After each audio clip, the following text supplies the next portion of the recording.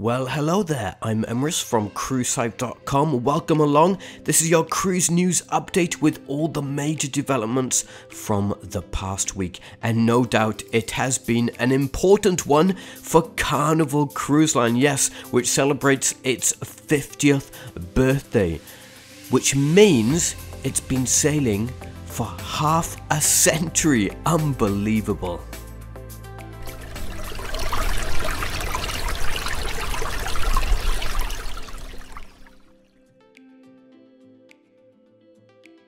Guess what, everyone? Yes, Carnival Cruise Line dominates this week's cruise news update as it celebrates its 50th birthday.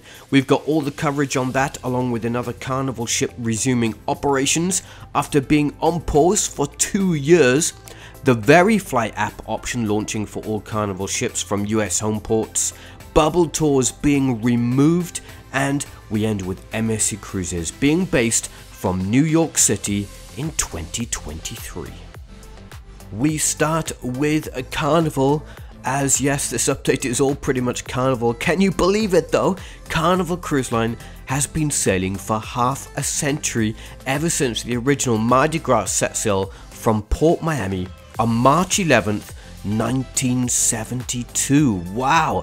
To mark the historic event, the cruise line celebrated with an event on board the Carnival Conquest while docked in Miami, the cruise capital of the world and of course the home base for America's Cruise Line.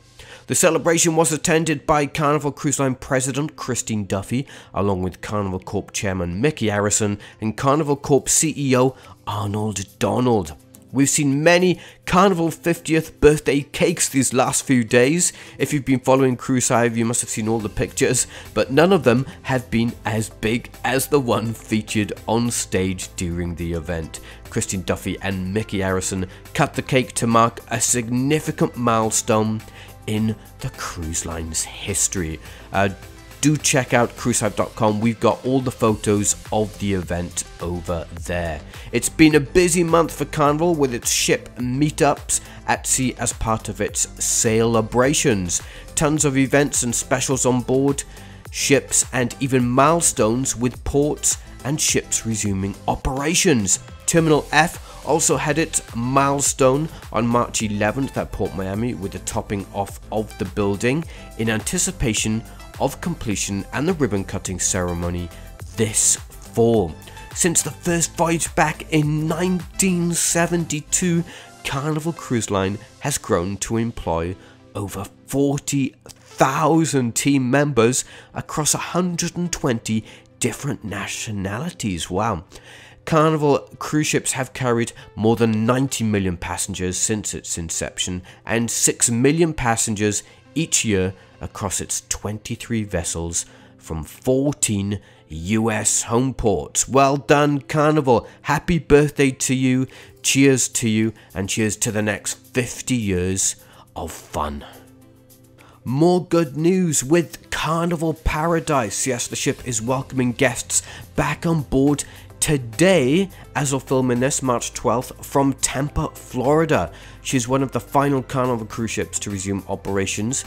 The vessel has been sitting idle since March of 2020 at the onset of the global pause of cruise operations. Sailing on her first cruise on March 12th, which is today of course, Carnival Paradise already arrived in Tampa on March 11th, where she docked at the Port Tampa Bay Cruise Terminal 3, which was also the same day as Carnival's official 50th birthday. The Fantasy class ship will be sailing on 4, 5 and 6 day Western Caribbean cruises. The Carnival ship is departing today on a 5-day voyage to the Western Caribbean, which includes 2 sea days, a call at Mahogany Bay in Izarroten, Honduras, and a visit to Cozumel in Mexico. The ship will return to Tampa on March 17th. In an effort to make the health screening before the cruise a lot simpler and quicker, Carnival Cruise Line has now rolled out VeriFLY for all sailings from all US homeports. Guests aboard the January 22nd sailing of Mardi Gras from Port Canaveral were the first to use the VeriFLY app as part of its pilot program. which proved to be a great success. So the time taken to complete the entire health assessment process, including checking test results, verifying health questionnaires, and verifying personal details, will be cut in half using the app. The use of the app has already proven popular with guests on recent sailings that have used the new streamlined process. Well, in January, 85% of the 2,000 guests downloaded and used it on the first test on the Mardi Gras departure. Available from both the Google Play Store and the Apple App Store, guests first set up a secure profile from their mobile device. The app will then prompt the trip details such as the cruise, any flight information, proof of vaccination, and a negative test. Well, have you been using this app? Do let us know in the comments below. We would love to know your experience. Carnival Cruise Line has updated its Have Fun Be Safe protocols on its website and also sent communications to booked guests and travel agents regarding the changes. Well, the cruise line has now relaxed its shore excursion restrictions, effective immediately, allowing unvaccinated guests to choose any Carnival tour rather than only a bubble tour. The update applies to sailings through December 31st, 2022. Well, previously, before the March 8th update, unvaccinated guests could only book a bubble tour through Carnival Cruise Line. These tours offered a safe environment and ensured the residents remained protected, and of course the guests, with extra protocols in place. If guests did not comply with the rules of a bubble tour, Carnival had warned they could have been removed from the cruise. Guests were not allowed to go ashore without booking a bubble tour, which was limited to a small number for each port of call. There are no restrictions for vaccinated guests, which is the majority. Guests can book tours through the cruise line and arrange their own sightseeing ashore. There is no limit, and vaccinated guests can go ashore to explore by themselves.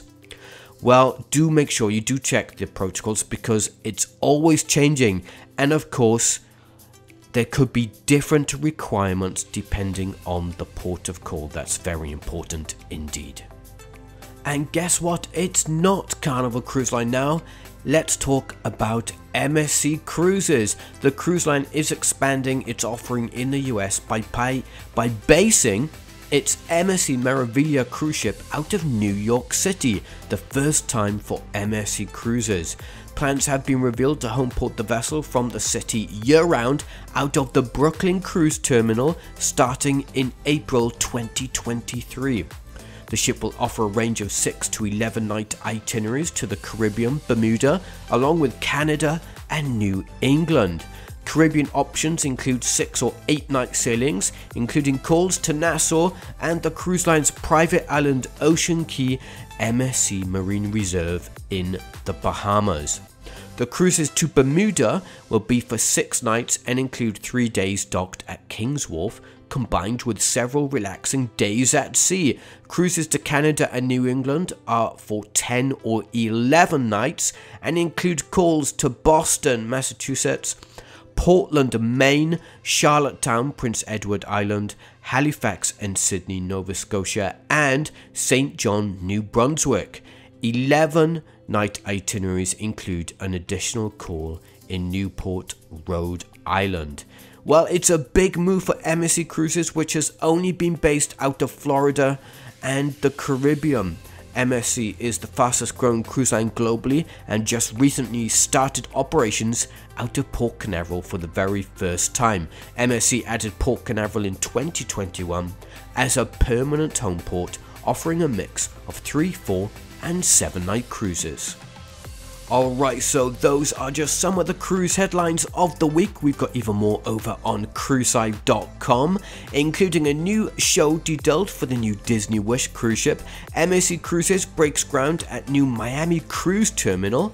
A cruise passenger gets stuck in a water slide. Princess cruise ship denied at Caribbean cruise port.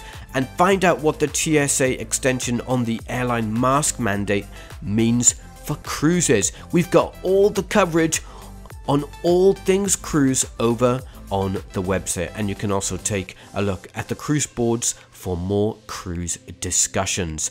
Well, if you did find the video informative at all, then please do feel free to like and subscribe to the Cruise Hive YouTube channel. Thanks everyone ever so much for your time.